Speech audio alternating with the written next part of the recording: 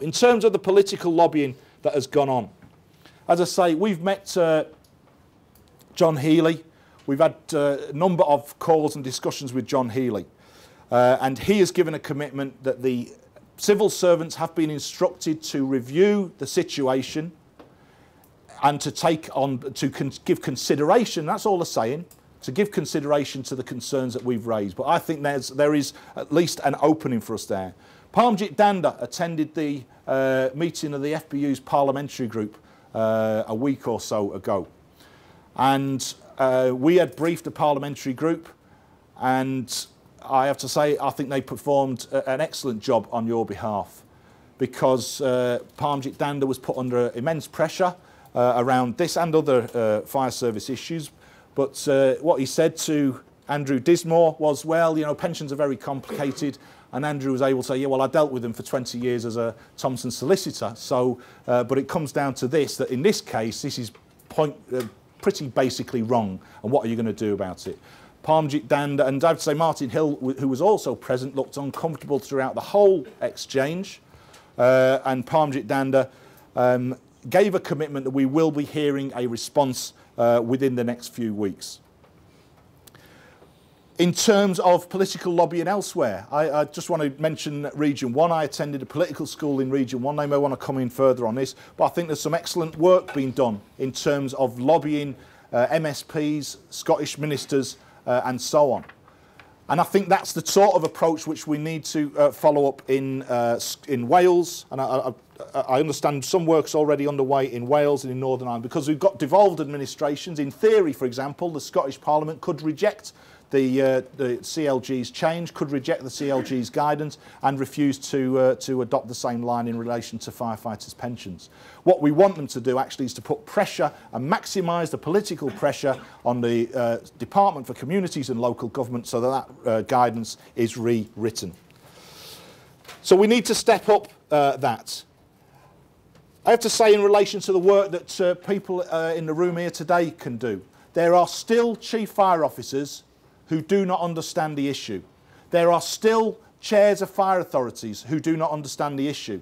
And there are still other politicians on fire authorities who do not understand the issue. And if you look in your pack, there's letters there from chief officers who clearly haven't got a clue what we're talking about. Well, that's quite worrying. We're possibly heading for a national strike, and people who claim to be leading the fire service don't understand what the issues in the national strike are going to be. Well, they better bloody learn before we start setting up picket lines. But I think there is a challenge on all of our officials to get in to see chief fire officers, to get in to see chairs of the authority and explain very simply, if you have to, because some of them might have difficulties with it, but to explain the issue and how fundamental it is to us as a trade union, how fundamental it is to firefighters. Because I believe that where we have done that, we have made significant progress.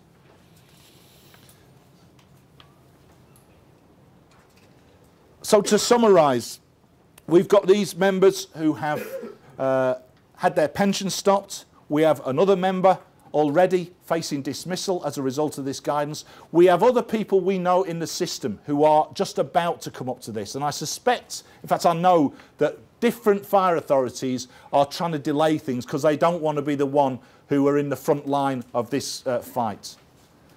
But we all know, we know, and again, if you read the documentation in your packs there, it's clear in terms of the advice given in other fire authorities that this is going to hit every single fire authority over the coming months. It's completely and utterly unacceptable for us. And over the past 2 years, I'll return to where I started from, that we have seen some improvements. You know, 2 years ago, they wouldn't even allow us into some of their meetings. They now meet regularly with us on key issues. We don't want endless conflict in the fire service. Nobody wants to be on strike, but unfortunately it looks like where this is heading, unless the government sees sense. There's still much to be done. We may be heading, as I say, for a national strike ballot. And I think the challenge to everyone in this room is this. Has every single branch in the brigade met and discussed this issue? Have we got to every RDS member? We know the difficulties because of the isolation of some of those locations. Have we got to every RDS member? Have we spoken to the Chief Fire Officer? Because it's easy in some senses to put a tick in a box in a ballot, but to win this fight is going to take a lot more than putting a tick in a box or even going on strike. We need a wide political campaign to convince people about this. If we go into battle, we need to have that information. We need to know who's broadly supporting us and who is completely opposed to us. Which chief fire officers are taking which stance, which fire authorities are taking which. We need that intelligence. The Executive Council, if it's going to consider either recalling conference or calling a strike ballot nationally, then we need to have that intelligence on the ground. Every single official needs to have briefed your EC member in some detail about what has gone on at local level, what is the feeling on the ground, and what political response we've had to the work that we've done. So there is lots to be done, and it takes every single one of us to do it. It won't be Matt Wrack who fights this. It's every single one of us. It won't be the Executive Council who fights this, although they will be there. It'll be every single one of us. Every single one of us has got a role to play. We need to ensure that chief fire officers, fire service politicians, and ultimately our communities know the reasons behind this campaign, know why we're doing what we're doing. But we need to make clear that we are prepared to fight on this if that's what it's going to take. Because we're fighting for justice, and that's all we want, justice. And that's what this campaign is about. We've put it on there, justice. What is going on is a complete and utter injustice. We're fighting for fairness, we're fighting for justice. That's the challenge before every single one of us in this room today. Let's go out there and ensure that we win it.